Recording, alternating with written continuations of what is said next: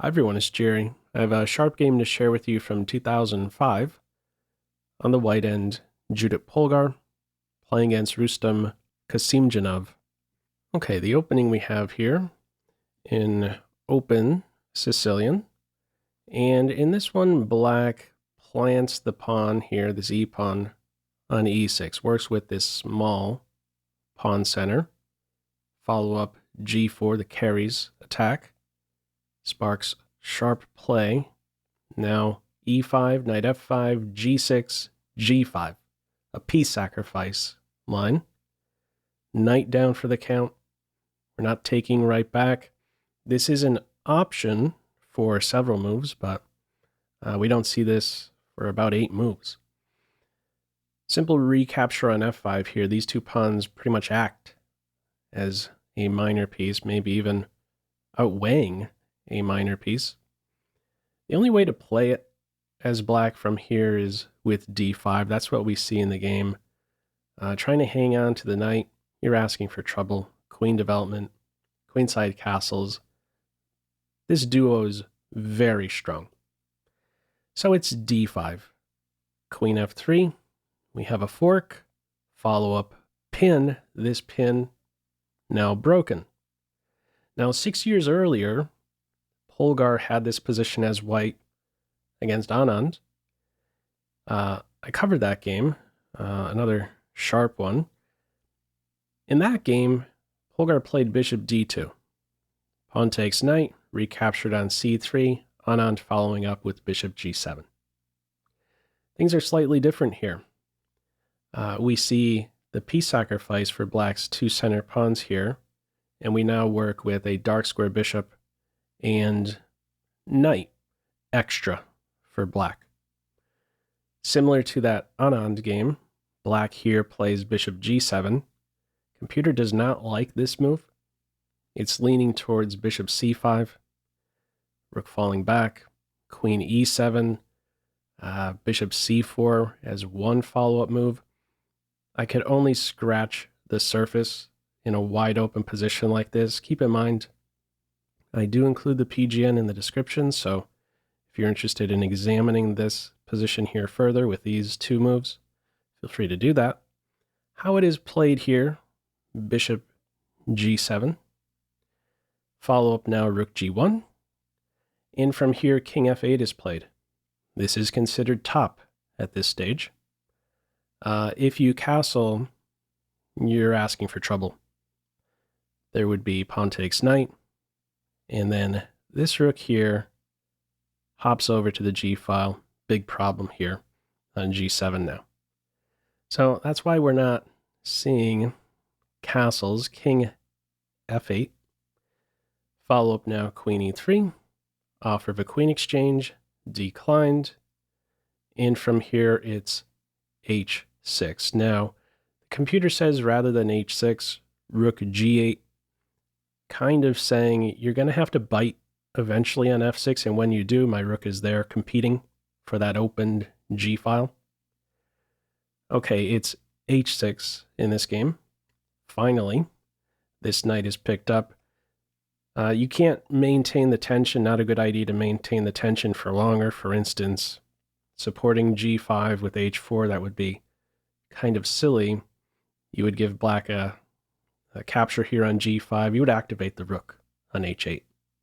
So this is the appropriate moment to now chop on f6. And let me go ahead and throw this one to you as a pop quiz. How would you recapture here on f6? Feel free to pause the video. Okay, in the game, knight captures pawn is played. We'll see how Judit handles that. Considered top is queen captures pawn. We're going to have a look at both of these captures. Let's touch on this one first.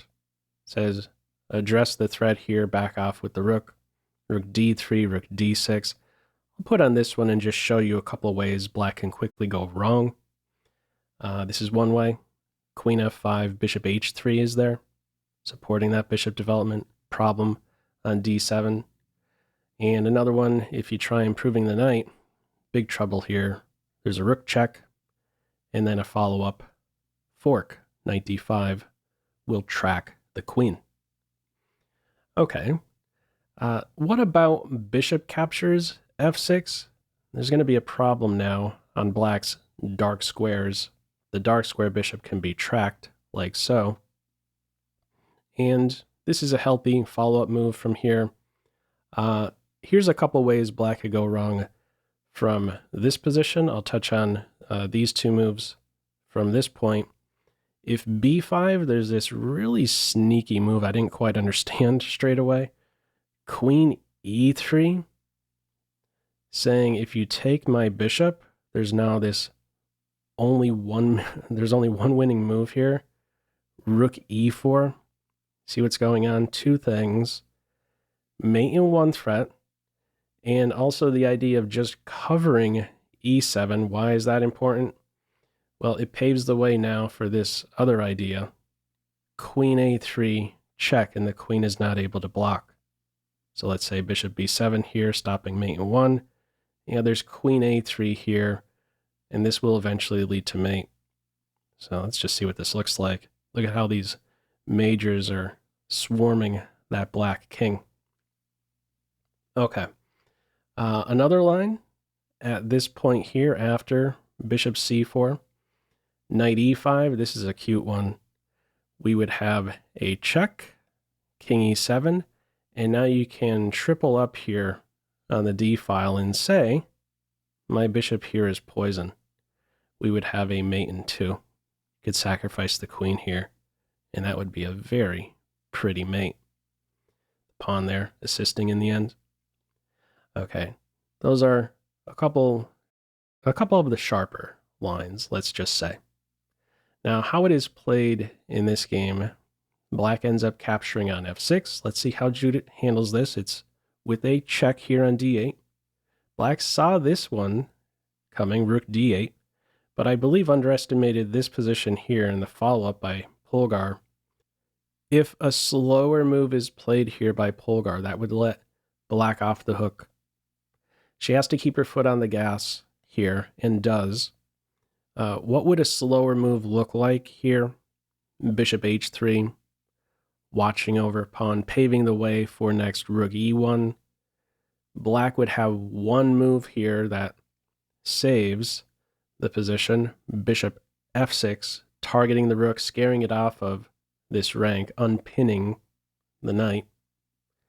A much more forceful move here by Polgar. Bishop b5. Now, that's definitely going to grab your attention. You got to do something about this knight. Pinned knight hit twice. No time for bishop f6. You're going to lose the knight, lose the queen. So you have to take the bishop. That's what we see.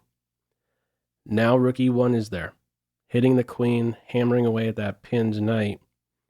What do you do here? Black's try is b4.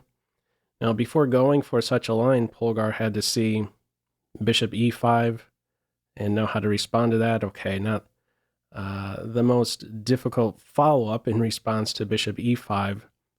If this is played, okay, we have a pinned piece. This will be targeted with f4, but keep in mind, black is up two pieces, so, okay, one is going to go down. Could black maybe wiggle out of this? Not really. This is going to collapse really fast. So if black, for example, tries to hold on to e5 with f6, this hits really hard. Capture on e5, target e5, this is going to collapse. Big problem on e8 still. This is winning for white. Okay, another detail is that in this position, what would happen if, let's say, rather than the move in the game b4, what would happen if bishop captures knight? You could collect the bishop with the queen.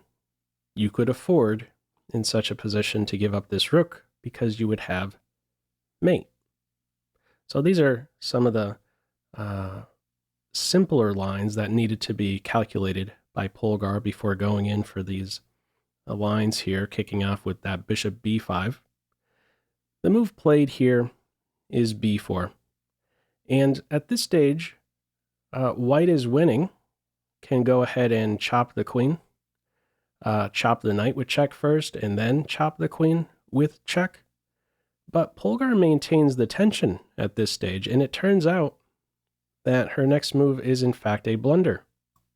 One that black does not capitalize on.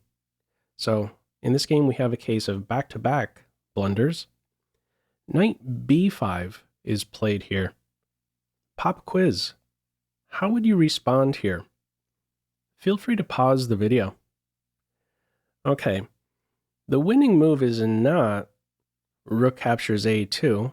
May seem appealing. You are threatening mate in one, you're on b2 twice, but white would be able to win the queen. Rook captures knight check, and then a follow-up rook captures queen with check.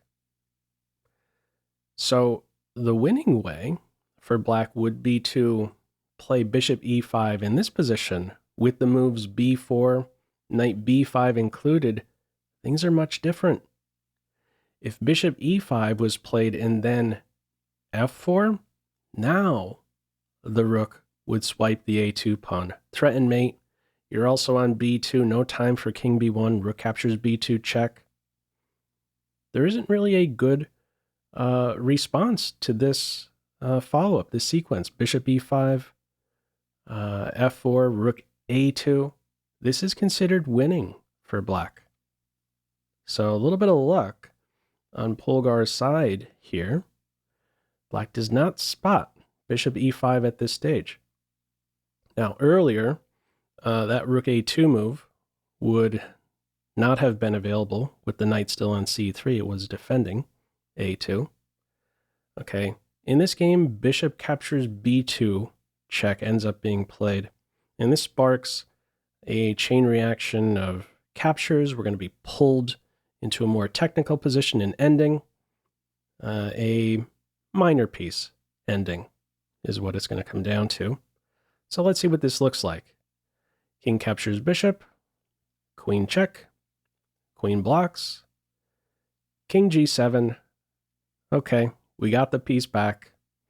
Rook exchange, queen exchange, minor piece ending. The rooks are going to be exchanged shortly. The only way to get out of this scenario, b6, bishop b7, it's right around the corner.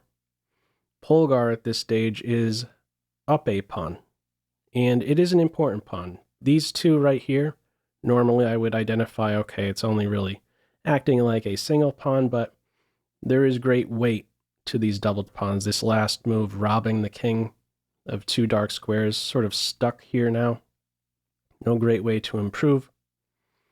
All right, the follow-up from here, b6, rook d8 is played. You have to be careful marching the king up like this.